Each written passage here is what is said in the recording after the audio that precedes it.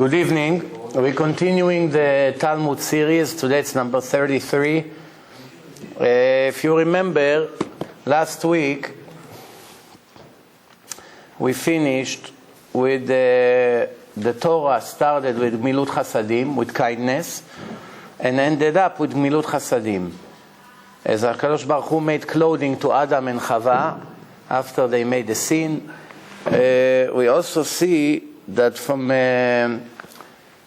once a person shows signs of busha, of embarrassment, that's a sign that he has da'at. How do you know if a person has da'at or not? If he's embarrassed from what he does wrong or not. If he doesn't, then he doesn't have da'at. If he has, then how do you know? We learn from Adam and Chava. What's with Adam and Chava? Before they ate from Etz Adat, they were not embarrassed. They didn't have clothes. Once they ate from the tree, it's called Etz Adat. We have Chokhmah, Bina, Vadat. It's a special level of wisdom. Once they ate from the tree, first thing they realized that they have to make themselves clothing. From here we see that when a person is embarrassed in his modesty, that's a sign that he's a clever person, he's smart. You know, he has a spiritual wisdom. If a person is not embarrassed, if a woman walks in the street like an animal, she's not embarrassed how she looks, who looks at her, what people think about her. One day her kids will see pictures of her, what they're going to say. That's a sign that she doesn't have that. That's very simple. We have direct proof of the Torah. Today, we're continuing. If you remember also last week, we spoke about Avraham Avinu, that for two words that he said, Anochi afar va'efer, I am a sand and ashes, the dust. So, and we say for that we got two mitzvot, the ashes of Para Aduma, and the ashes that thanks to that we're able to purify the people who touch dead bodies, and also to the afar of the sota, of Isha Sota. You know, so the Gemara brings all this, everything midah keneged midah, measure for measure. Also Avraham said to Ephron, I won't even take a shoelace from you. I won't even take a shoelace from you. Everything I will pay you. I'll pay you for the cave, full price. Thanks to that shoelace word, we got the tefillin, the stripe of the tefillin. So the Gemara says, once a Jew has tefillin on him, that's a sign for all the nations of the world to see that the name of God is on this individual Jew. Now remember, today we only put the tefillin in a synagogue in the morning and finished. But at that time everyone was wearing it all day. Everywhere, at work, in the market, on the street. People wore tefillin all day, you know. So every Jew that came and he saw, every Jew who came and saw basically, you know, that the Jew is walking and wearing a tefillin, from that on he saw, it reminds the Goyim that these Jews, the name of God is always on them. Because the Goyim, at least in those days, they knew what it is. It's not like today, you put that tefillin in a plane, the next thing they call the police, and they make the plane land. You know, in those days they used to know what's going on. Okay, so that's where we ended up. Now, we're still in Masechet Sota, and the Gemara say, Kol ha'machnif la'rasha, sof nofel beyado. If a person is doing everything he can to be nice to the wicked person, someone who is against the Torah, someone who is against Hashem, if a person is doing everything he can to be nice to a person that he should stay away from, not only you have no obligation to run and to be nice to him, you have to stay away from him as much as possible. But if you go and respect him just because he has money or anything, and it doesn't bother you that this person is hating the Torah and is against God, doesn't bother you, what's going to be your punishment besides the punishment in the afterlife? That most likely you're going to pay the price that this wicked person will be the one who will go against you. Thinking that you're going to be able to, you know, to be nice to him, maybe he's going to be nice to you, whatever. No, my friend. He'll be the first one who go against you. Because this is everything in the hand of God, everything in the hand of Hashem. And if you won't fall to his hand, your son will. And if not your son, your grandson. But one of your family will fall into the hand of this Rasha. This is the words of Rabbi Elazar in the Gemara, in Masechet Sotah. The Gemara continue, Amar Rabbi Yochanan, when Pharaoh told Yosef, after I'm giving you my ring, nobody in Egypt can make a beep without your permission. Which means he made him the strongest person in the biggest empire of the world. Egypt then was much stronger than, for instance, United States today. United States, it's a strong country, used to be, not anymore, but it's an empire, it's big, there's a lot of people, there's lots of business, money, important companies, army in many countries. So it looks like a country that is substantial. That's nothing compared to Egypt. The empires in those days, it's interesting. If you look at Babylon, they occupied the whole world. The Greeks, the whole world. The Egypt, the whole world needed them. There's nothing to eat. Everybody came to buy wheat from them. The empires of those days, you cannot move without them. Not like today. Many countries we don't have relationship with the United States, they manage. But in that time, everyone was dependent on Egypt to get food. Everyone. And imagine now, in Egypt, who's the strongest person? A young Jew. How old was Yosef when he became the strongest person in the world? 17 he arrived to Egypt. Then he went to jail for 12 years. For his Eshet Potiphar fake that he was trying to touch her. They put him in jail. He was supposed to be in jail 10 years. He was supposed to get out age 28. But since he asked help from the Egyptian goy, God didn't like it. He says someone in your level should not count on this filthy, wicked person. And because of that, he had 2 more years to his punishment. And he came out age 30. But when he came out, he was in minutes. They ran, they shaved him, they gave him haircut. Right away they changed his clothes like a king and quickly got him to Paro thanks to the dreams and the whole story. From here we see that when your time comes to become important, nobody can prevent it even by a minute. If Hashem wants you that tomorrow at 3:33 the whole world would know who you are for good, it cannot be at 3:34. It must be by then. That's it. Nobody can prevent it. So Pharaoh told him, Biladecha lo yarim ish et yado ve'et raglo. Nobody can lift his hand or his leg without your permission. You are the master of everything. The advisor of Pharaoh, they went crazy. They say slave that was bought for 20 coins, size of a shoe, for a price of a shoe. A slave that was bought somewhere in the desert by the Arabs who brought him to Egypt and sold him over here for a price of a pair of shoes in Payless. 70% off, what? 20 shekel, 20 it's an embarrassment. It's no price. You're going to make him our king? How can it be such things? He told him, I see that kingdom is in his genes. He has something about his personality shows me that he's going to accept that job pretty well. He's going to sit nicely in it. They told him, test him in his languages. We have a rule here, no? Up to now, you need to know 70 languages to become a king. If you don't know it, you cannot be a king. You know 70 languages, you Paro. You want to make him a king, see if he can speak 70 languages. The Midrash and the Gemara say, the Malach Gabriel came and taught him 70 languages overnight. How can you teach a person 70 languages? You have to insert a CD in his brain, no? It's an angel CD, much better than our CDs. Sometimes it's scratched, it doesn't work. Over there, it's directly from Hashem. But it wasn't so simple. The Midrash says that he was teaching him and he wasn't getting it. It's too hard. He couldn't get it. Even though, he's Yosef, still he wasn't getting it. So they changed his name. What's his name? It used to be Yosef, Yud, Vav, Samech, Pei. They added the Hey of Hashem, Yehosef. We say it in Tehillim Pei Aleph. Tehillim, Perek chapter Pei Aleph, right? 91, Tehillim, Psalms. Edut BeYosef Samo.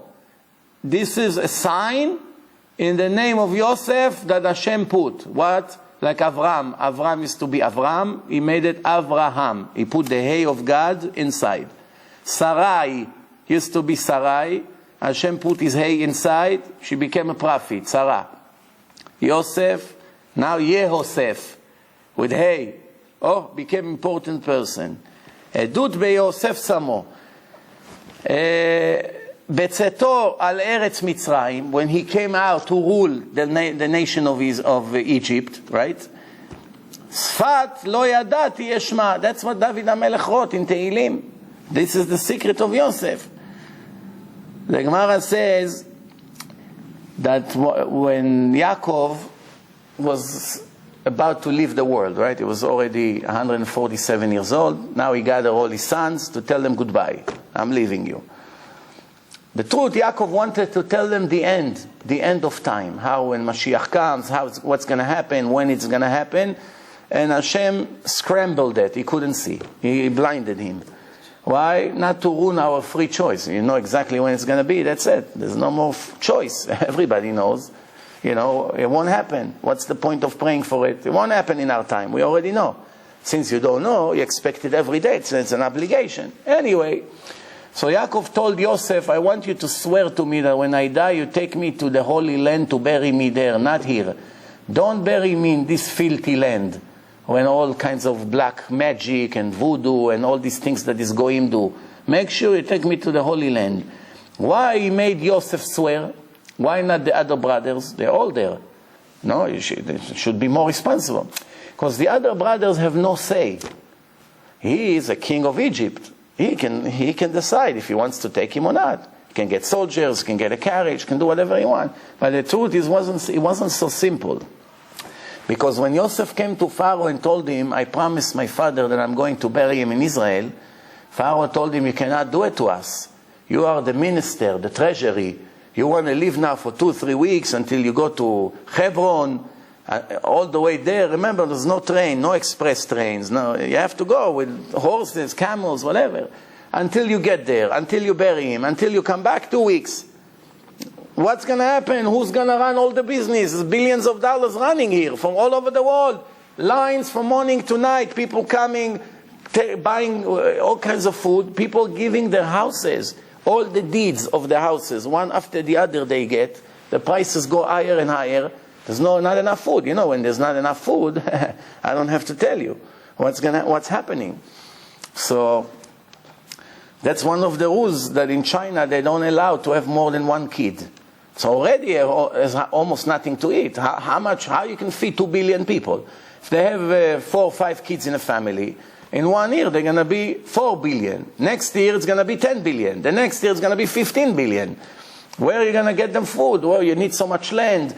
That's why, by the way, that all the commodities are going higher and higher. One of the reasons gas going higher is because the Chinese becoming more and more advanced. And they buying more cars. And they buy a lot of oil. And there's X amount of oil. And now there's high demand. So the prices go high. Everyone willing to give more just to get it. And the same thing gold, same thing silver. Every commodity, everything, sugar, corns, everything goes higher and higher. Why? There's too many people in the world. When prices will come down, if 1 or 2 billion people will die, the world will come back to normal cheap prices. That's the only way. Otherwise, it's only going to get worse and worse. Logically, many, many years ago, when there was 1 billion people in the world, all the experts, the economists, already predicted that in few years people will starve to death all over the world. Why? There's not enough to feed the whole world. The population is too much. That's one of the reasons that many Americans claim that the United States government are cooperating with the drug companies to create all kinds of viruses and sicknesses to kill as many people as possible. It's good for their business, for the health, for the insurance, for the companies, all the politicians. It's all one unit. It's good for them. They're not interested to find cure. I'm not saying that I say it. I'm saying this is a lot of experts claiming it.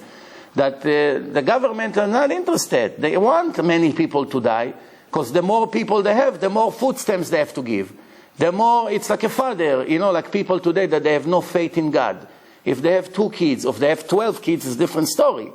The secular Jews, 2 kids is already too much for them. Oh, how am I going to feed them? How am I going to pay for their education? Another kid, it's my end. The religious people, they know it's all from God. They're not worried. 3, 4, 7, whatever God gives me, it's His job. He's going to feed them, not me. It's a different mentality, different understanding. But most of the world have no faith. And the governments are thinking, the more people is going to be here, the more disaster it's going to be here. The more we're going to have to give them, the more Medicaid, the more Section 8, the more food stamps, unemployment, there's not enough jobs. How are we going to create jobs for another 200 million people every year, It's growing like crazy, and plus immigrants are coming.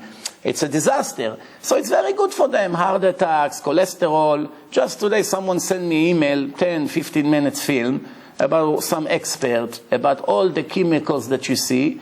For instance, today was showing Diet Coke, 0. 100% poison. Wow, such a dangerous poison. Ruins the brain, cause cancer. Mamash horrible. And everybody knows, the FDA knows. That's what he claims. The FDA knows, and they don't care. If everyone will be healthy, in 5 years, it's going to be, instead of 350 million Americans, it's going to be 600 millions. What are you going to do? You're going to have another 100 million unemployed people? People will kill each other on the street for food. So that's like a conspiracy. Plus, the politicians receive tons of bribe from all the cigarettes company and from all the drug company. And there's many experts who claims that the drug companies actually, in their medicine, that cure one sickness, they already plant all kinds of other sicknesses. And it's growing, and all kinds of mutation. They change the way the vegetables are growing. They mix all kinds of things. Generic, it's horrible. I mean, the way he described it, he says he has hundreds of documents, legal documents. It's years of investigation, that it's all a planned conspiracy, because they're looking at the overall picture. The more people are going to have, this country will go lost in the end. You understand? But this is only happening because people don't understand that the world has a real boss.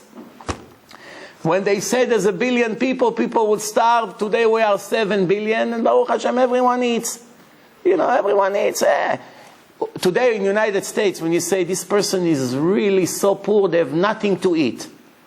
Take that family that you just heard about them, that they have nothing to eat, and see how much they eat in an average day. It's better than the millionaires 100 years ago. 5 generations ago. What do you think people ate? What do you think it's like today? There was no refrigerator, so it was a disaster. You want to make yourself meat. You have to slaughter an animal. You have leftover, what are you going to do with the meat? So you only eat meats in special occasions. You have guests, you slaughter a goat or something, or a cow if you have hundreds of people. But otherwise, people were eating bread. Look at the Yemenites. The Yemenites lived in a very poor country, the Yemenites. And the Yemenites, if you look at their food, there's hardly anything there, only bread, water and flour. All their food, jachnun, melawach, fatut, it's all bread. It's food that it's the cheapest on earth. You look at that. Why is it? Because there was nothing. There's none. These poor countries, that's it. You don't have refrigerator, you don't have money, you eat as less as possible. Today when they say, oh, poor family, they have nothing to eat, potatoes they have as much as they want. Rice they have as much as they want. Chickens even they have. Chicken, nobody think, oh, I'm eating chicken, I'm a lucky guy. Chicken, 4 or 5, I'm looking at the time when I was a kid. What is it? Almost 40 years ago. We couldn't afford the things that the children today complain about. What did we eat for breakfast? Rye bread, Israeli white cheese, the smear cheese, 5% fat, and eggs, and sometimes olives. Cold cuts was already luxury.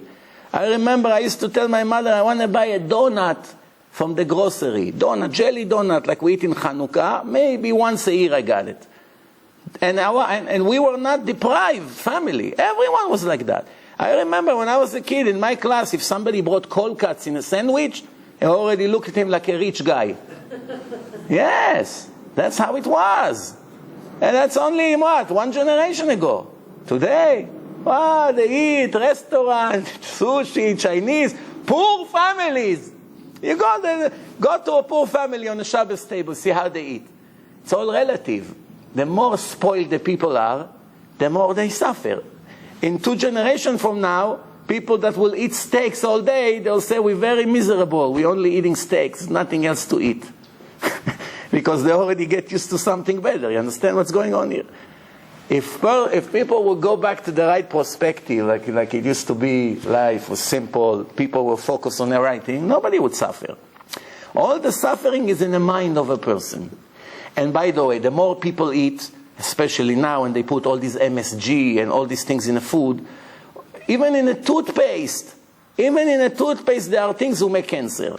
Now he said that 1 or 2 companies took it out of the toothpaste. Because they give water to the kids and they put something inside the water, cause cancer. I wish I remember all these chemical names, You always buy food, you see all the preservatives that they have. Nobody understands what it is. All kinds of names. Find me one American that understands these words. Forget about foreigners. One American understand all these words on a diet Coke or all the other things. There's about 4 or 5 names. Nobody knows what it is, and people eat. And people take the FDA like it's Torah Sinai. It's the Torah of Hashem. How do you trust them? What makes you think that they care about your health? Did you ever think maybe they're interested that more people will die? It's good for the healthcare, the business, the government make fortune from it. This, they charge so much. How do you know? All the health insurance, the taxes that they pay. So it's all connected. I don't know. I mean, I'm not saying anything from my own, and I'm not even aside here, and I'm not mixing my own opinions in it. But you know what it is? They say in the Gemara, there's no smoke without fire. If there is smoke somewhere, don't believe that there was no fire. Something there was there. So many experts are claiming these kinds of claims. 5% of what they say it's true, it's already too much. Too much. This is what's happening. So Yosef said to Pharaoh, I have to go bury my father. Pharaoh said, you cannot leave us 2 weeks without the supervisor of all the money, of all the business. So Yosef said to Pharaoh, remember, a few years ago, when you gave me my job, you tested me in languages. You sitting in your chair, there are 70 levels all the way from the floor to your chair, 70 stairs. Every person who wants to talk to you, he is allowed to climb as many stairs as the numbers of the languages that he speaks. So if he speaks 2 languages, he goes up 2 stairs. 5 languages, 5 stairs. 10 languages, you got a little bit closer to the chair of Pharaoh. I came all the way up to your level. I was with you face to face in the 70th level. And then I started to talk Hebrew, the holy language. You didn't understand. I started to say, Asher Yoshvei Betecha, Odialu Chasela. I said, what? What are you saying? I'm speaking the language of God. And I told you, now I deserve to be the king above you, because I know more languages than you.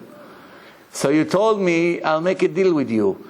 You swear to me that you won't tell anyone you speak more languages than me, and I'll make you really officially the king. You'll be the boss here. Here is my ring. That was the deal, right? Now, Pharaoh tells Yosef, you don't have to keep your promise to your father. You, the Jews, have a way to get out of your swearing and all this. You do atarat shvuot, atarat nedarim. You dismiss the vows. You have 3 people sitting, you read something, they answer back, mutarim lachem, you're forgiven, and you can go on with your life. Do it. We need you here. Somebody else, I'll send messengers, I'll send servants, they'll bury your father like a king, don't worry. So Yosef told him, okay, but there's only one problem. If I dismiss my swear to Pharaoh, remember what I swore to you? It's also dismissed. Pharaoh realized where he's heading to. So, okay, go bury your father, no problem. So Yosef left. In the middle of all the show, he went, he buried his father. So, this is what the Gemara says here in Masechet Sotah like this. It says like this, when Yosef spoke in Lashon HaKodesh, Velo hava Paro yada mai hava ka'amar, Paro wouldn't understand what he says. It says like this, you finished? He was continuing, going and going. He say, swear to me that lo ishtavali de lo megalit, swear to me that you will never say. He swore to him, and then later, this is exactly as he says, Ale ukvor et avicha ka'asher ishbiacha. Where does it say it? Genesis 50. Nun. What? Ale, go. Ale. What's ale? Go up. Because from Egypt to the Holy Land, you're going up in a spiritual level. In a physical level, it's the same level. You walk straight, no up and down. Straight. Every time the Torah speaks about going from one country to Israel, it's using the language going up. Or going from Israel to another country, going down automatically. Even if that country somewhere is higher on a map, it's higher, doesn't matter. We are always speaking about spiritual. So, Ale ukvor et avicha kasher ishbiacha. Amar Rabbi Yirmiyah bar Abba. 4 groups cannot accept the Spirit of God. What are they? Clowns, liars, people who kiss and respect the wicked people, and people who speak lashon hara, gossip. Gossip. Did you hear what he said? Did you hear what happened to him? I heard this, I heard that. All day on the phone. They have nothing to do, so they're bored. I spoke about it in a different lecture. Just to conclude it briefly, clowns doesn't mean people who work in a circus, or clowns that come to the hospital and play guitar for the sick people to cheer them up. No, they do a mitzvah. We are talking clowns, everything it's a joke for them. All they look is to laugh at people, to laugh at the situation, everything, ha ha ha, all day jokes, nothing serious in their life. They've always been sarcastic, nothing is serious, you cannot rely on anything, you don't, this person is not a serious person. Somebody like this cannot accept the Spirit of Hashem. Or liars. Hashem says stay away from lies. Me and liars cannot be together. You got to be very careful before we lie, because we pay a very heavy price. Chanfanim, as I said, respect the wrong people. You're still drinking Diet Coke Zero after what I say. You understand what's going on in our life? How can it be? And you also have a bottle, I see. יצר הרע. The Gemara continue, כשרבו מקבלי צדקה מן העובדי כוכבים, היו ישראל למעלה והם למטה. Now the Gemara speak if it's permitted to accept tzedakah from the goyim, donations from the Gentiles. Depends for what? If the goyim donates to a synagogue, you're allowed to accept? The answer is yes. What happens if a goy wants to donate Sefer Torah to the shul? You're allowed to use the Sefer Torah that the goy gave? It's not so simple that the answer is no. Some allow, some don't allow. There's an argument between the Chachamim. Some says that if the goy is a kosher goy, he believes in Hashem, he's not an idol worshipping, and he paid the money to a Jewish Yerei Shamayim Sofer to write the Sefer Torah, just because he paid for it, why shouldn't you accept? Now remember, in halacha, in Jewish law, there's no difference between a goy to a mechalel Shabbat. No difference. So everything that you speak about, if you're allowed to accept from a goy or not, the same thing with mechalel Shabbat. It will be the same law. In 99.9% of the times, the same law. Sometimes it's actually the Torah is more strict with a Jew that violates Shabbat than with a goy. For instance, if a goy had a baby and he wants to bring a sacrifice to the Holy Temple in Jerusalem to say thank you to the God of the Jews, which is his God as well, you're allowed to accept it. You accept, no problem. You take it, you say thank you, and you sacrifice it to his name. What? Chris, the son of Christine. No, he brought a sacrifice to Hashem in Jerusalem, the Kohen, Avraham, Yitzchak. He sacrificed it for him, no problem. And the goy is happy. Oh, I did something for God who gave me a baby, a daughter or whatever. Very good. What happened if a Jew that is not keeping Shabbat brought a sacrifice to say thank you to Hashem that he had a baby? And I'm allowed to accept it from him. Not allowed. It's against the halacha. Tell him, come back when you be Shomer Shabbat, then we'll sacrifice. You don't want to listen to Hashem, don't do us a favor and say thank you to Hashem. To say thank you, start with listening to His orders. You know, you cannot go to the army and join the unit, special unit. You have a chief commander over there. You tell him, I love you, I respect you, you're a great man, and everything he tells you, you do the opposite. It's just not going to work. 2 minutes later, they kick you out of the window. Give us your uniform, you don't belong in this unit. You're lucky if you stay in the army. You may end up in jail. You know, in Israel, if you make a beep when your commander is speak, probably spend a week in jail after. Depend on his mood, if his wife got him angry or not in the last day or two. You know, but you got the point. Point is, you know, there's a limit. So, speaking about if the Goyim wants to give money to make Jews religious, depend what Goyim. If it's a Goy who bow down to Buddha, of course not. Who wants to accept anything from him? It's a cursed person.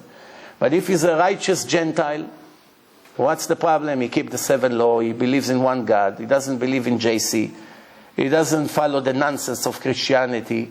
So he believes in one God, he's not a murderer, he's not a thief, he's not, because if he already believes in God and try to be righteous, most likely he's not a thief.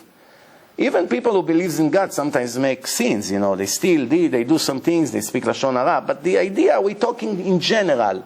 In general, he is automatically every day stealing, stay away from this person. If he's a normal, okay, it's decent, once in a while he cheat here and there, you know, he's evil inclination. It doesn't put an X completely on him. Overall, believes in one God, respect God, follow the 7 laws, do not worship an idol, and doesn't make all kinds of other sins against his rules, you're allowed to accept from him. So in general, almost to all causes you're allowed. But the rabbis today and always do not accept money from Goyim that goes directly to Torah learning. Everything around the Torah learning, to pay for the building, to pay for the electric, to pay for the cleaning of the building, you know, to pay for some shelves that you need to install, you need to install a bathroom, you need to do construction, you need money, right, to maintain the building. That's no problem. But directly to the Torah learning, that's already a problem. Why? What's the problem? Because when a guy wants to do something for Hashem, he can choose any cause he wants. He can donate tefillin, he can donate buildings, he can do whatever he wants. The problem is that when a guy does something, it doesn't only help him personally. It also helps his entire nation. And the problem is that most of his nation are Jew haters, as history always showed. He can be a righteous with a clean heart guy, and he loves Hashem, and he loves the Jews.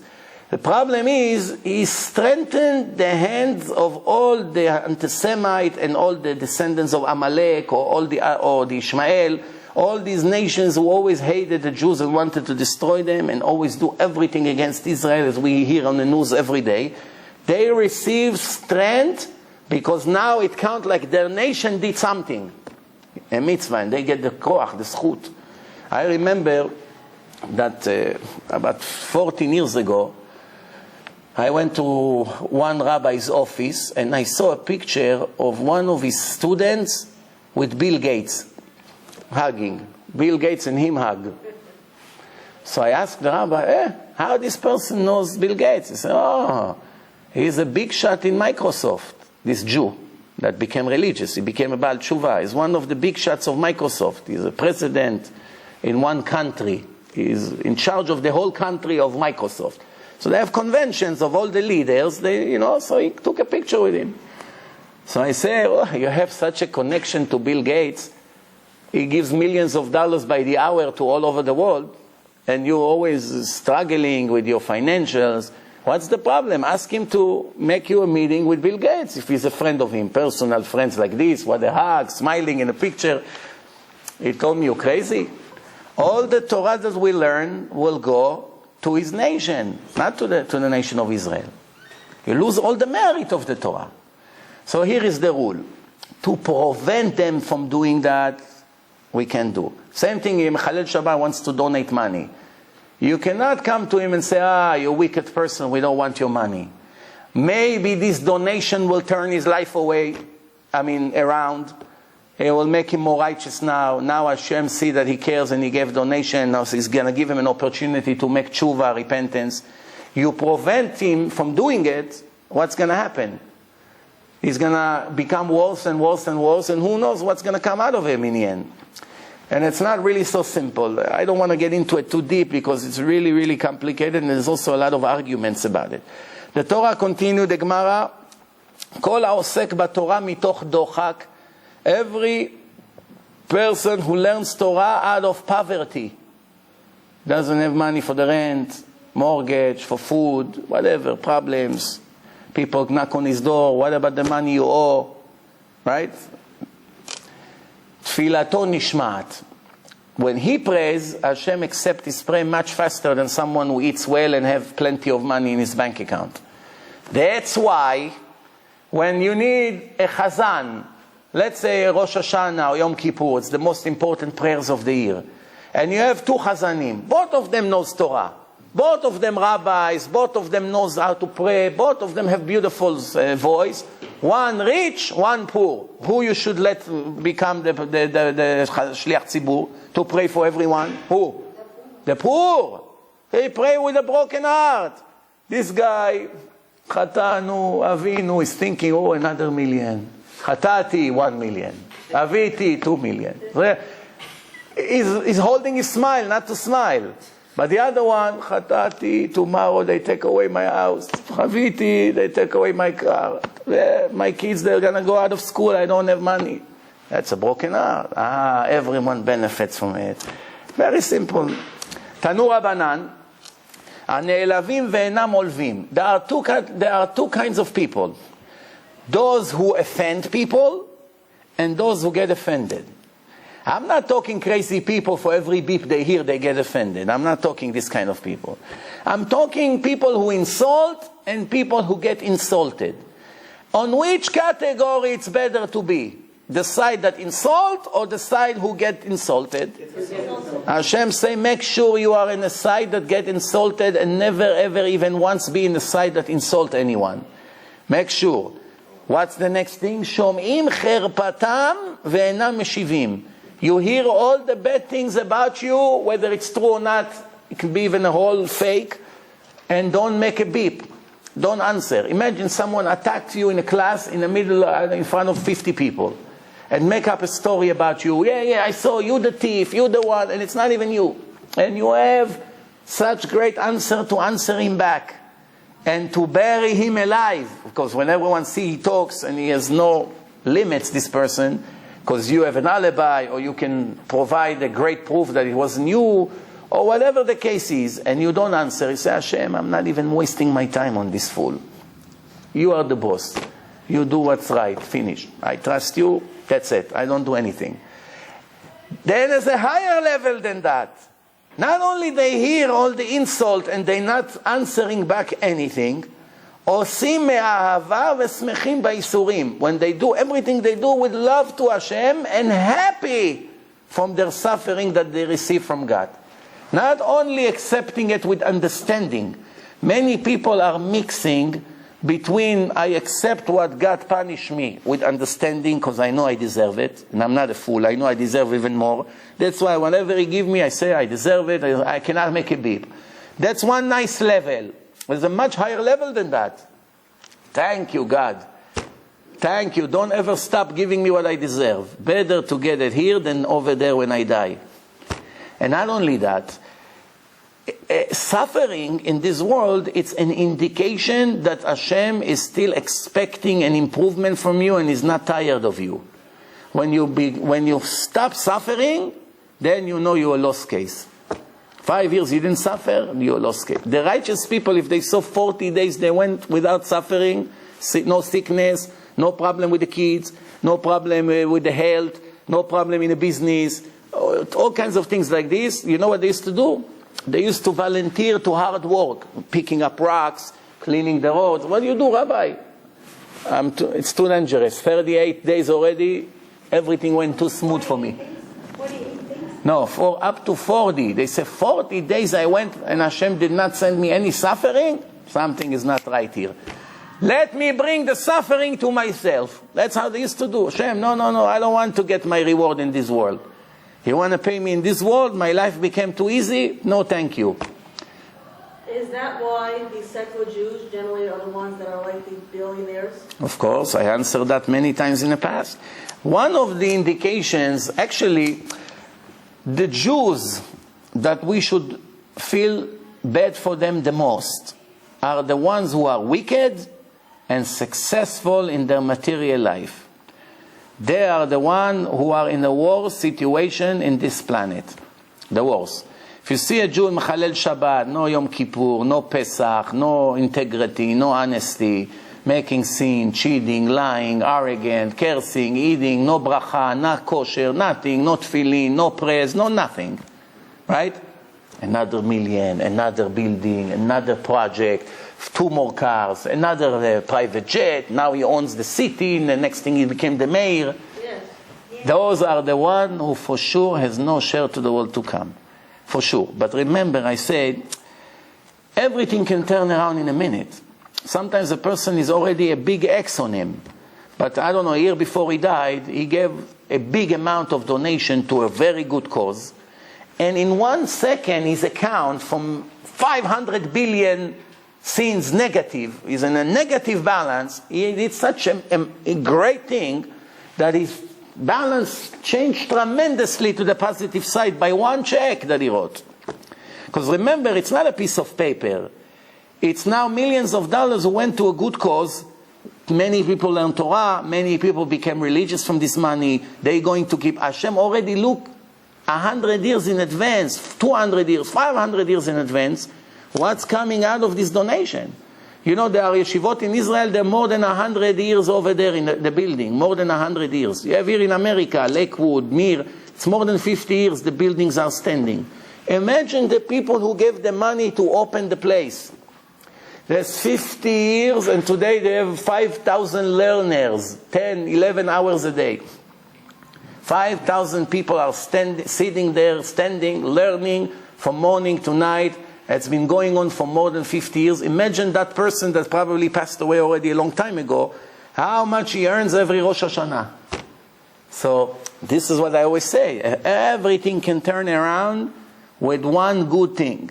Because money, it's a great tool to buy mitzvot. And most wicked people don't understand it. I say to myself, if I was a multi-millionaire, or what we call today a billionaire, and I knew on myself that I have such strong evil inclinations, such strong desires, I cannot control my desires, I keep making sins, and a person knows himself. He knows the truth. He knows he makes sins, he knows he violates Shabbat, he knows he makes all kinds, he knows he watches bad things, you know, all the things that the wicked people do, they know what they do. So if I would be in this situation, the only way to give myself a chance would be to become very generous with charity. There's no other way for them. Charity is the only way that can keep them floating above the water. If this they don't do, how are they ever going to get saved? They give charity, but not to Jewish organizations. No. For that kind of charity, they'll get punished. They won't get rewarded. Giving charity to the Palestinian Liberation Terrorist group, it's not going to give you any reward. Or to the United Negro Fund, to give them some education that they can hate the Jews a little more, whatever. You know, like that Facebook stupid guy that gave $100 million. Imagine if he would take the $100 million and give it to the Torah, or to his brothers, how much he could earn. And technically, what's $100 million for him? His company worth $70 billion. You know? So really, $100 million is already peanuts for him. But still, it will make such an improvement in the Jewish world. You understand what we're talking? I don't even know that organization, what is it? He gave supposedly money to Goyim to learn in a public school, to learn better that they came from the monkeys. What do they teach in public school? We came from the monkey. They don't teach about God. Well, there was a little monkey. His face was down. Later he started to rise. His tail became a little bit shorter. He used to jump. Then another mutation came out. He became a new, different monkey. He became white. He became black. All this nonsense that they teach over there. So then, why not give it to the Orthodox Jews? And that way, then they'll give it, they'll give charities to these other places. If a person doesn't have a lot of money, it means, if he's a righteous person and he doesn't have a lot, it means that his test in life is not charity. He finished that part of his life in the previous reincarnations. Now you don't have the test of being generous or being stingy. You had it, you passed it. Being rich, it's not like everybody thinks, oh, what a lucky guy he is. If you see a poor person and a rich person, the poor person most likely is in a better condition. Why? Because the fact that he doesn't have millions, it shows that Hashem is not testing him in charity, which is a very hard test. We see. How many rich people use their money for good causes? 1 out of 100? Maybe, not even. So you see, 99% of the people fail. We have to admit that it's a very hard test. It's a very hard test. Even if they finally write a check, it burns their heart for hours or for days. Most of them, not everyone. So you see, if I don't have, that means Hashem is not testing me. When I come to him, he say, hey, why didn't you build 5 yeshivot? With what money? With my $2 in my pocket, you want me to build 5 yeshivot? How do you expect me to build? Of course, Hashem is not going to ask you this. He's going to ask you why you didn't keep Shabbat. Why you didn't put tefillin every day? Why you didn't eat kosher? This has nothing to do with money. Shabbat, you can sleep and rest and eat a bread with a little bit cheese, and that's it, you shomer Shabbat. Don't need to be rich to keep Shabbat. Right? Tefillin, you don't have money for the tefillin, you come to the rabbi of the community, he'll get you tefillin for free. Or you pay 100 payments, $10 a month. Mitzvot, if you want to keep, you can keep. The problem is the luxurious lifestyle. That's what makes us have to work forever to get all these desires. So, happy from the suffering, עליהם הכתוב אומר, this is what God say, ואוהביו כצאת השמש בגבורתו. It's like shining, like when the sun comes out, like it's a great moment of the day that the sun is rising. It's like the most positive moment of the day in a creation. Oh, the light came, finally. This is how the righteous people who suffer and happy and love the suffering that Hashem sending them. Why? If I knew it's coincidence, of course I hate my suffering. What a bad luck. But if I know my father is sending me these smacks, it means he loves me. You know how kids do everything they can to get a smack from their father? Why? Attention. Today they found an expression for it. Negative attention. You see, he doesn't get a positive attention, so he begins to drive you crazy. No? And when they always come, when you're on the phone. An hour now you are not on the phone. As soon as you dial, he comes to talk to you. I say, oh, wait 2 minutes. But Abba, but this, but that. Something that they know, there's a chance to get maybe a bad look or yell or something. If they get a smack, forget it, they make a party. Don't be impressed that they are, crying and pretending that it's a part of the attention. It's a part of the show. Anyway, Rabbi Eliezer HaGadol says, from the time the Holy Temple was destroyed,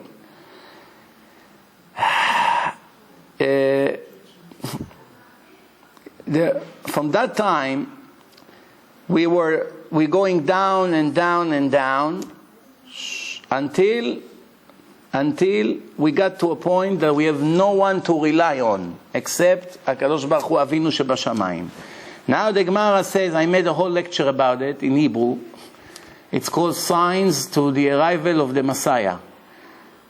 Now I'm going to briefly tell you, I spoke over there 1.5 hours, but briefly, the Gemara 2,000 years ago gave signs of what's going to happen in the generation that the Mashiach will come. Now, please pay attention to the list. All the things that I'm reading to you now, not only that they were not exist 2,000 years ago, Nobody in his wildest dream ever could imagine that we will become so low. And the time when the Chachamim wrote that, you can see 100% that it was a vision, a prophecy. 100%, because there was nothing logical that you can anticipate. It's like today. You come and write that soon people will be able to fly with their hands like this. What's the chance it's going to happen? Oh, and 2,000 years from now it's happening. Then you know that person had a prophecy. Because there's no indication that we are close to such an achievement, that we're going like this and we'll fly. How did he know? The same thing over there, to write what they wrote, and I'm going to read it to you in a second. It was against all odds. But not even, you don't have to go 2,000 years ago. 50 years ago. 50. None of these conditions existed. 50 years ago. Our grandparents. In their time, none of these things existed in the world. Not only in Israel, in the world, even by the Goyim. Let's see. In the generation of the Mashiach, when the Messiah will come, every person in the world will have chutzpah, arrogance. No respect, nobody respect anyone, nobody pays, nobody give nothing. Disrespect, arrogance, nothing. No manners. In the middle of the lecture, people pick up the phone and begin to talk. You had something like this 50 years ago? Well, I didn't have phones, but nobody would dare to do it. Your teacher come to the class. When I was a kid, everyone was standing. Today, the teacher come into the class, he get a tomato in his eye. Teacher needs bodyguards today. With the 30,000 a year that they make, they pay the bodyguard, they come home with no salary. Right? Chutzpah is gay. The level of the chutzpah, of the arrogance, is the highest it's ever been. No. Ayoker Yamir, inflation. Prices all the times are rising. Every day, more. You come to the grocery store, bag of rice, $7. Next week, $9. Not talking 7 or 5. 9. Come next week, 14. Next week, 19. What happened in 1 month from 7 to 19? Yeah, commodities. Gas. A year ago, $30. Now, 110. What's going on here? Gold, 400. Now, 1,500. Everything crazy. Well, 10 years ago, 12, 13 years ago, when I came to Muncie, you can buy a house with 1 acre land, big house, with basement, with the second floor, nice, 135,000. 5 years later, just the property alone was 600,000 without the house. You understand what happened here? Nobody understands what's going on. It's not only here, it's all over the world. Everything goes higher and higher. Crazy. But Agefen titen pirya, there will be plenty of grapes in the world. Plenty. The market is flooded. And the wine prices continue to become higher and higher. I just remember when I used to go to people's houses 15 years ago for Shabbat, a great bottle of wine was $6, $7. Same bottle, 30 today. That's it. It became 4 times more in 12 years. And not that there is shortage of grapes. There's plenty of grapes. As a matter of fact, they throw tons of grapes every day to the ocean in Israel. They don't want to break the market prices. You buy here, you pay $3, $4 a pound. Technically, there's so much grapes in LA or in places like these, I don't know, where it's hot, Florida, LA, wherever they bring it from, or from Mexico, there's so much grapes that it should have been 5 cents a pound. Why it's not 5? They don't want to work for free. Carry boxes, bringing it in, bringing it out. For what? The whole case like this, $5? They don't want to work. So they make sure, I don't know, 40, 50, 60% of what they grow, they throw to the garbage. That the leftover will have a high price, that they don't have to work so much.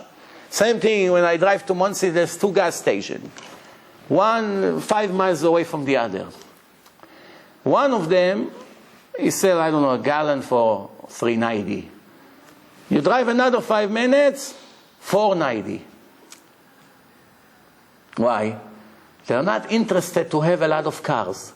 They don't want to work. They say, we don't want quantity, we want quality. For every car we give gas, it's like 15 cars of the other one, because they make very little on a gallon. I don't know how much, 10 cents they make. Most of the money is the cost of the gas and the taxes and all that. So they say, instead of making 10 cents, we'll make $1.10. Or 90 cents. There's a big difference, 10 times more. So instead of serving 100 cars an hour, all we have to do is serve 10 cars and we make the same amount of money. It's on a highway, people get stuck. You understand? The same concept here with the fruit. They throw a lot to the garbage that they don't have to break the prices. That's how it is. I was wondering to myself, I understand the logic.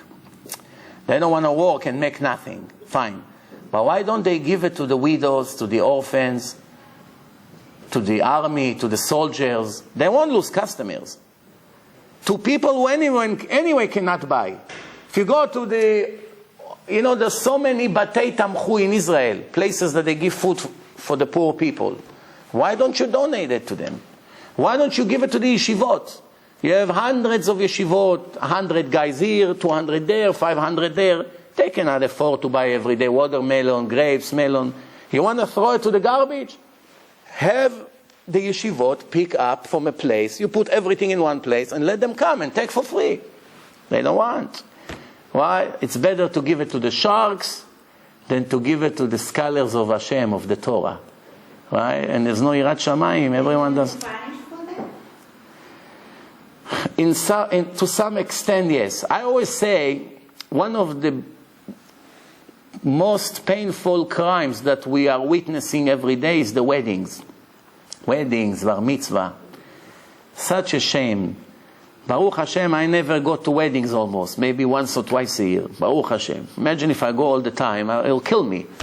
To see 200 pieces of salmon in front of your eyes, they pick up from the table to the garbage. Steaks, meat. Every person didn't touch his plate. They're not interested to bring it back to the pan. And they're right away to the garbage. They throw everything, fruits, a whole piece of grapes, everything to the garbage. And it's not one or two. It could be 400 people, 500 people. The cream cakes, the fruits, this. In the end, they pick up everything up and they throw everything to the garbage. They don't care. They don't have. And their boss, he's giving them orders, everything to the garbage. Hundreds of chickens, nobody touched the garbage. Why? That's how it is. You don't believe me? Go wait till the end of the wedding and see how when they pick up the tables, how much food they throw every day to the garbage.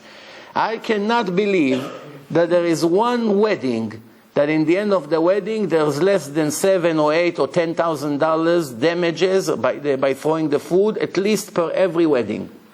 Multiply it by thousands of weddings a year, and you know how much food goes to the garbage. When yet, again, people don't starve to death, but believe me, there are many families that cannot afford meat or fish or things like this, but that's it. Nobody cares about the others. People want to just go home faster. Why it's been done like this?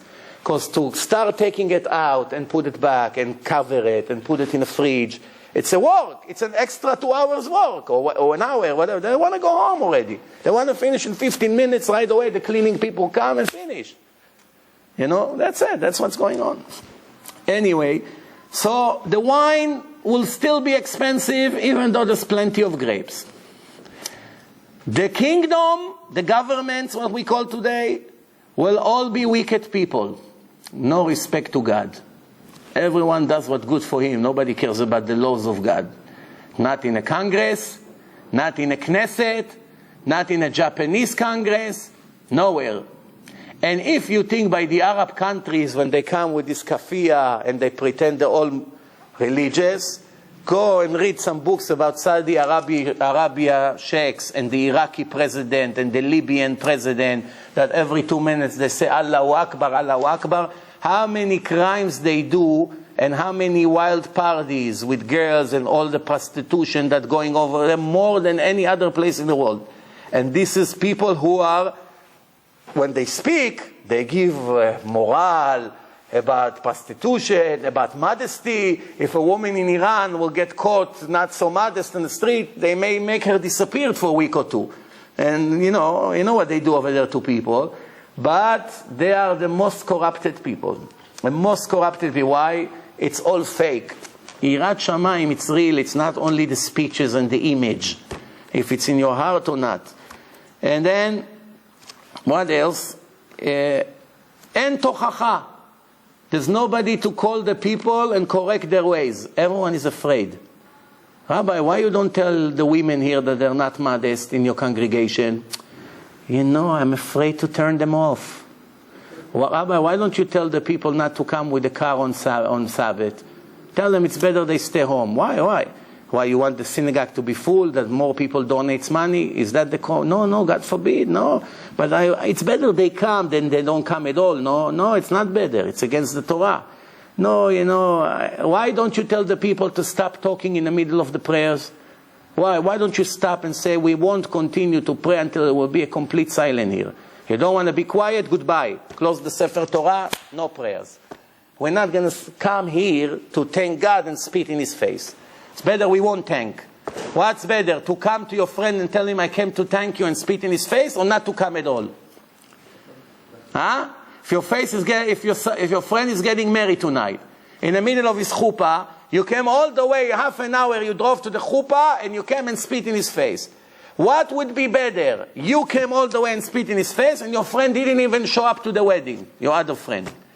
Who he hates more? The one who showed up and spit in his face, or the one who didn't even bother to come? That's what we do. Come to the synagogue and embarrassed religion. Busha, talking, business, this, in the middle of the prayer, cellular phone, there, hello, in the middle of Kedusha, I see sometimes people here, in the middle of Kadosh, Kadosh, Kadosh, he answered the phone. Kadosh, Kadosh, yes, what's going on? Kadosh, what's going on? Yeah, 5 minutes, no problem. Like this, in front of everyone. Shabbos? No, on weekdays. On Shabbos, I have a good story for you. There is a synagogue not far away from here, maybe 2-3 miles away. And one time I used to give lectures many years ago in that place, once a week. And Baruch Hashem, many of the young people started to keep Shabbat. And Baruch Hashem was a lot of results. But then one time they invited me for Shabbat. They gave me a house next to the shul. I can come with my family and I'm going to do Shabbaton. We pray, I give Divrei Torah. I say, you know what, why not? Let's do it. Then in Shabbat I see that they give aliyot to the Torah to people who don't keep Shabbat. This guy came with his motorcycle, now in Mincha, 5 o'clock in the afternoon. His motorcycle is outside. Come with his jeans and his cell phone is attached right here to his belt. He doesn't have a jacket. So everybody see, he comes into the shul on Shabbat with a cell phone. I feel that my heart is going on fire. And then the fume begins to come out of my nose and my ears. And I'm holding myself not to scream. There's maybe 700 people there at that time. I'm thinking to myself, what's going on here? Wow, I got to speak. I'm already afraid of Hashem, that I'm silent. Then I come to the rabbi over there. I say, I don't understand you. Why you gave from all the people here, there's at least 200-300 people who keep Shabbat here. From all the people, you chose this Rasha to give him aliyah to the Torah. He comes to on Shabbat with his motorcycle and his cell phone over here. He say, over here, I'm not makpid on this law, not to give aliyah to people who doesn't keep Shabbat. We give everyone aliyot. What was his punishment? Just when the guy got up to the stage, the higher, in the middle of the laning in front of 700 people, his phone started to ring full volume in Shabbat. I say, Ishtabach Shemo, you did my job. You saw I'm a coward. I couldn't scream, so you made the phone scream. And you should see how the guy was embarrassed. Believe me, he became pink, not red. He was looking for the button on the phone to shut it, and it doesn't go off. He goes, he takes it out. The guy that learns in the Torah is in shock. Everyone is standing there in shock. Such a big Chilul Hashem. Do you think that rabbi learned the message? No. God today still does the same thing. You understand what's going on here? That's what's going on. So, en tochacha, you come to tell a person, excuse me, why are you doing this? Why are you not doing this? Don't tell me what to do. Mind your own business. In the old days, thank you for telling me. I appreciate it. Thank you for, you care about me. I know you're doing it out of goodwill. Today, forget it. There's nobody has the nerve to tell anyone what's to do right and what's not to do. Then the Torah says, Agalil yecharev. The Galilee in Israel will be destroyed. That's happened right away, a year ago. You know, they shot all the Hezbollah shot hundreds of missiles. You saw what happened in Haifa, in the Galil. Half of the Galil, bombs, missiles everywhere. But that's nothing compared to what's going to happen just before Mashiach comes. אנשי הגבול יסובבו מעיר לעיר ולא יכוננו. The army that protect the borders will run in the border from one side to the other with no rest. Remember what happened a few days ago? Yes. On May 15? 5,000 Arabs enter Israel and there was not one soldier over there to stop them. By the time the soldier arrived, 6 or 7 of them, Syrian, Palestinian, murderer, terrorists, were already in Tel Aviv and in Jaffa. You understand what we're talking about? 200 kilometers into Israel. All we needed now that they have bombs or machine guns, who knows what would happen. We could stay in Israel. One woman reported them to the police because there was hard to believe what's going on. Same thing, all the goyim from Sudan, they ran away from Sudan, they go into Israel. All of a sudden you find them in the middle of Israel. 5 black people, where are you from? They don't speak anything. They came from Sudan. They went 100 miles, 200 miles from the desert. Some of them don't have water, they almost die. They give them water before they die. And then they stay in Israel, democracy, freedom, rights. There's nothing you can do. You have to feed them now. This is what's happening.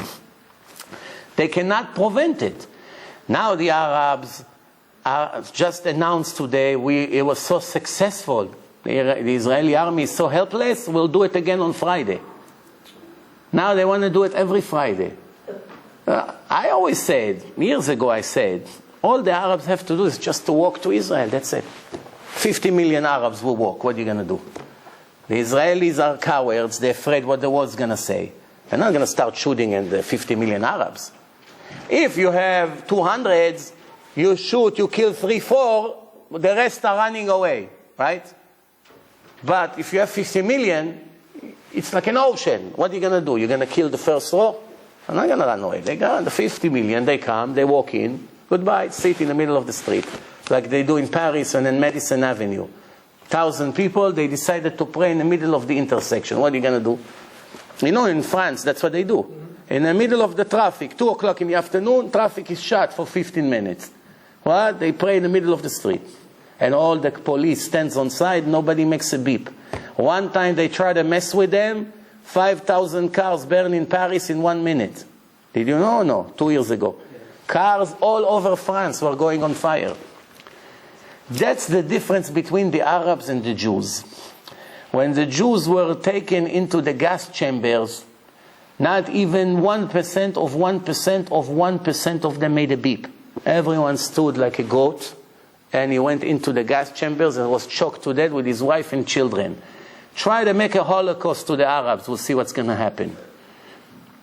Take the Nazis, bring them back in history now, and take, I don't know, one nation of Arabs and tell them we're going to butcher you.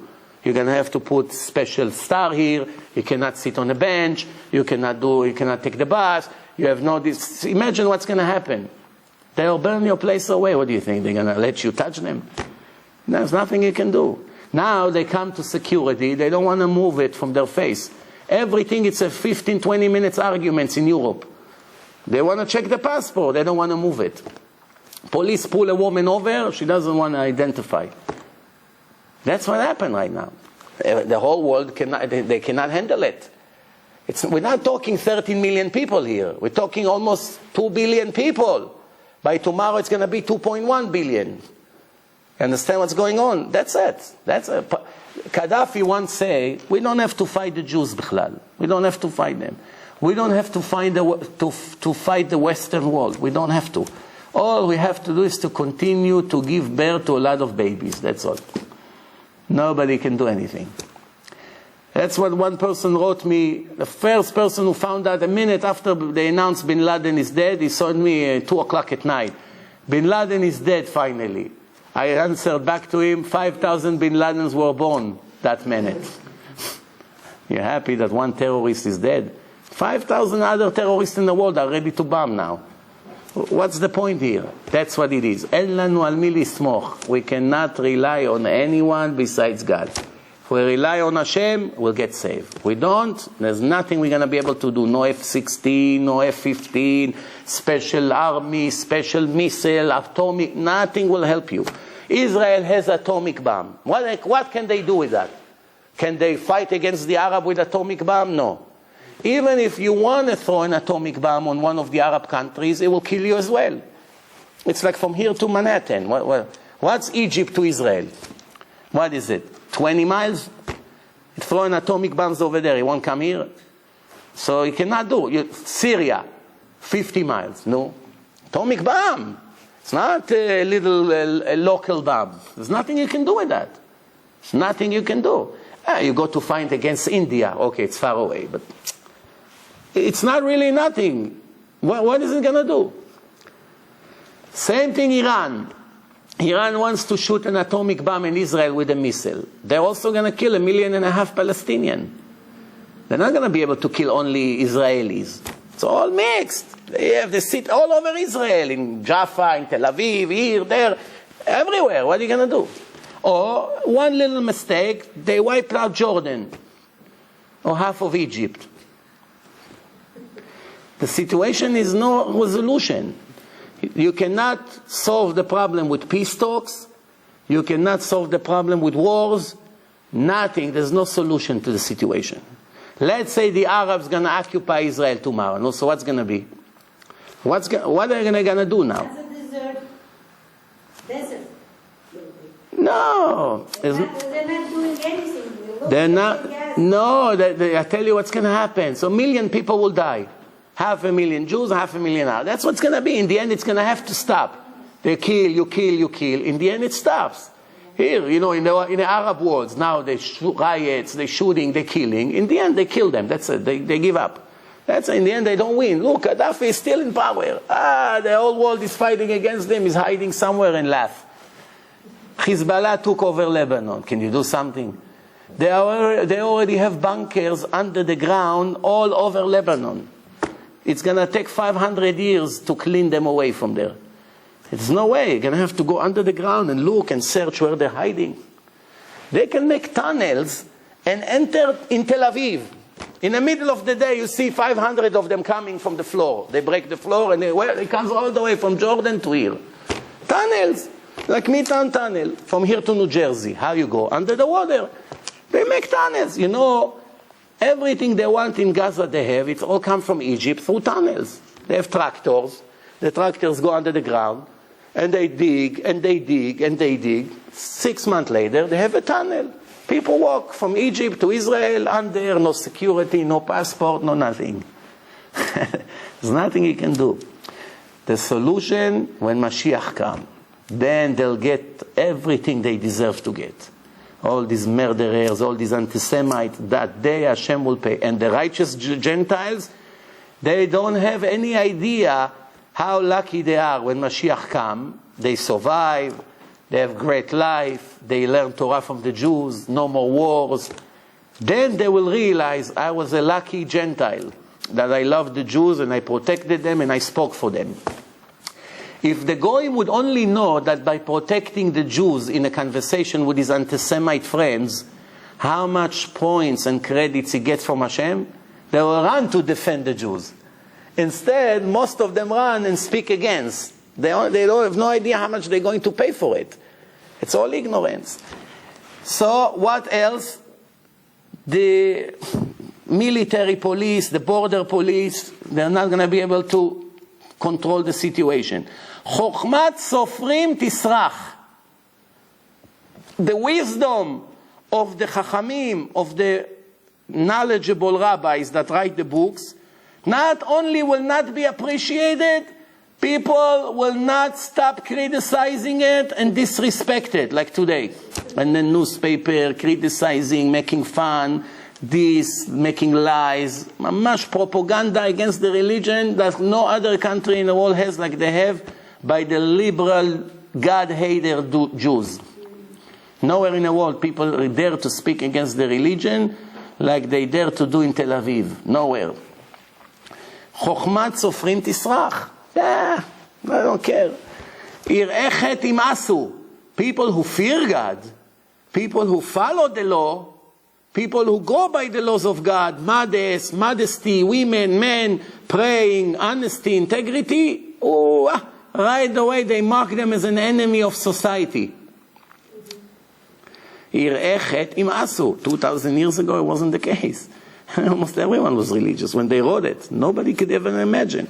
Ha'emet tiheh ne'ederet. It's impossible to find the truth. There's no 100% crystal pure truth anymore. Even when you see a person that is very honest, check him with a magnifying glass. Here and there you see is a little bit, No, the truth like it used to be, 100% solid truth, never say lie, never cheat, never deceive, never misleading anyone, never enjoying for stolen goods. All these things disappearing from the world. Ne'arim yalbinu pnei zkenim. The young kids will disrespect the old parents and the grandparents. Not only they don't respect them, they make fun of them, they arrogant to them, they violent to them. The old people are afraid of the young people. When I was a kid, I always say it. One old person or pregnant woman will get on a bus, half of the bus are arguing who's going to give them their chair to sit. Today, a young kid goes with his jeans all the way down, like this. He feels like he's Tony from Harlem. He goes in the bus, hey, grandpa, get up, I want to sit. He's afraid, what is he going to do? Yeah. So, the parents will always think, how will I satisfy the kids? I'm afraid of them. Imagine he's going to take the car without my permission.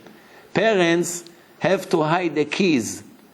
When they go to sleep, maybe the 14, 15 years old stupid son will take the car and go with his friends and kill someone without his license. That's what's happening today. You don't know. You call up your kids, he hang up on you 50 times. That's what's happening here. People, where is my son? Rabbi, do you have his number? Maybe you can call him. Why? What happened? 2 o'clock, he's not coming home. I don't know where. Last night he was also not here. I'm afraid something happened to him. Doesn't know. You tell him, I don't want you to bring that friend to the house. Not only he brings him to sleep over. Doesn't care about you. You tell him, here, I put this cake is for your sister's birthday tomorrow. Don't touch it. 2 hours later, it's gone. Or he already put his fingers in. Anybody afraid of his parents or his teachers? Kids call the rabbis in yeshiva with their private name. Even by the goyim, you don't hear things like that. In Christian school, they don't dare to call the teacher over there with his first name. They call Mr. X, Mr. whatever. Over there, he call his rabbi, Horvitz, friend, Cohen. What's going on here? How can it be? Such a disaster, such a chutzpah. This is what's going to happen before Mashiach comes. Ben menavel av. Boys cursing their fathers. Bat kama be'ima. Daughters rebel against their mother. Don't tell me how to dress. Don't tell me what to do. You want to live your life, you live your life. I want to do whatever I want. Kala bechamota. Daughter-in-law cannot stand their mother-in-law. Allergic. It's an allergy today. It's an allergy. Your parents come here for Pesach, you spend the holiday with your parents, I'm not going to be here. Yeah, make sure your parents not coming to my birthday. I don't care. What do you mean? It's my parents, please, I'm begging you, don't make a scene. No, it's either them or me. When I was a kid, I remember how my mother used to run to take care of my grandmother for my father's side better than daughter and mother. Never heard in my whole history that she ever even imagined to say something bad against my father's parents. Mamash loving them exactly like love her own parents. And not only her, was almost everyone like this. Women used to call their mother-in-law Ima. 100%. Such respect. Today, what's going on? A woman go with her baby into her husband's parents' house. She sit there for 3 hours, the whole Sunday, and never talk to the father one word. Hate each other, sitting in a table, making faces to each other. No fear from Hashem, nothing. Everyone egoistic. He's going to tell me hello, I won't tell him. Yeah, I heard they say something against me. You know, that's what's happening today. No, and Oivei ish anshe beto. The most dangerous enemies of the person is own family. His own family. Anshe beto. You don't know what to expect from them. A thief from outside, if he step on your property, you know to get your gun or call 911. If you text us, you shoot. Here you have to wait 2 hours that the policeman will finish his coffee and he come to see how you got killed. You know, with a gun or with a knife. But, you know, at least you know an enemy invaded your privacy. But if it's your own son, he comes in and who knows what, steal your wallet and who knows what. Or use the phone and call places and then you get $1,000 of bills. Like I hear things that are happening here, every block here, around here, what's going on here. You have no idea what's going on here. So you don't know, because you don't believe that this is a threat right here. I'm here and he's right there and he can kill me now. Who knows what these kids can do? What they can do now? He takes the car and hits someone. What's going to happen? Who's going to get sued? Your car just killed someone. Hard to believe what's going on out there. Pnei ador kepnei hakelev. The images of the people like the faces of the dogs. Earring here, special beard over here, rastot, all kinds of things. Hair, up, down, ponytail. He looks like a goat, this one looks like a camel. Pnei ador kepnei hakelev. You remember the commercial AT&T 1 cent 10 years ago? $1. A man, next to it his dog. Man is dog. Woman, her dog. Twins. AT&T, twins. I wish I kept that. I should make a slide in the lectures and show it. You won't believe. They show a big man, a bulldog, dog. Mamash, twins. Look at them. You're not sure who is the dog and who's the man. Haben lo yitbayesh me'aviv. Not only the kids don't have respect to their parents, they don't have shame from them, no embarrassment. Why don't you learn? Leave me alone. Did you eat? Don't ask me this again. You call him, I want to see how you're doing. You're learning, you're doing something. Oof, I'm busy now. I'm with friends. You want to go visit him? Don't come next to my friends. Meet me in a corner. That's what's happening today. Ben lo yitbayesh me'aviv. Hey, Abba, you have some grass for me? Let's smoke together. A boy say to his father. Can I get a cigarette? Old man, give me a cigarette. I heard that some parents call their fathers with their name. Itzik, you coming home? That's what's happening today. Hey, Johnny. Well, by the going, you have Johnny Junior, Johnny Senior. No, fine, the old Johnny. But over here, calls him Yitzchak, Avi. He's like his friend, Eli. Father. The Gemara concludes, ועל מי יש לנו להישען? Remember this. And who we can rely on? Hashem like brought us on our knees. That's it. Mercy, mercy. That's it. I surrender. There's nothing I can do. I admit. Okay, here. I'm a complete loser. I lost. I failed. I'm bankrupt. I have nothing, no achievements. Now please save us. That's it. That's the situation already. Now it's already like this. No. Anybody can come say, "Kochi ve'otzem yadi," I'm still a big shot. Who is a big shot today? Every second another person gets cancer. Every second another divorce. Every second another FBI investigation.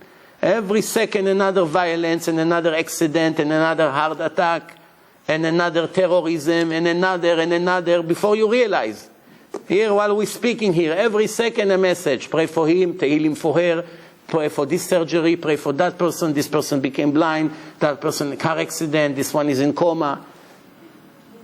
That's what's happening now. And people are still sleeping. Rabbi, don't be excited. Baruch Hashem, tomorrow we have a picnic. Yeah. ועל מי יש לנו להישען? Who we can rely on? על אבינו שבשמיים, our Father in heaven. If not on him, nobody else can save us. We finished here. Now we are already next week starting Masechet Gitin. We finished Masechet Sotah today. We have Masechet Gitin speaking about all laws of divorces. I'm giving you a preview from next week. Next week we're going to speak about the gangsters who used to rule Yerushalayim when the Romans made an ambush for 3 years around Jerusalem, around the wall. There were gangsters inside, Jews, that didn't let the Jews go surrender for 3 years. The Jews wanted to surrender, but they didn't let. Very interesting Gemara. And then speaking about Titus, the Roman Caesar who came and cursed God and went into the Holy Temple and took all the treasures to Rome. And the punishment that God gave him. Speaking about his nephew, Onkelos, that was a goy and became one of the most legendary rabbis in history, converted. Very interesting next week. The kids that sacrificed their life not to fall in the hands of the goyim. They jump into the water and did all kinds of things and say Shema Israel, just that the goyim will not rape them or do anything bad to them. And speaking about Rabbi Yoshua ben Hanina that went to release one Jewish kid from prison, and the whole story. Very interesting things next week, Bezrat Hashem. Monday I'm going to be in 73rd Avenue and 172nd Street, 8:30, every Monday. And here every Wednesday, next Wednesday, Bezrat Hashem, if you know anyone in Miami Beach, I'm going to be in Miami Beach for Shabbaton. We have Shabbaton. If you want more details, you can call me or you can go into the Facebook page. They have the address and all the arrangements for the Shabbaton. It's going to be in English. See you next week. Thank you very much.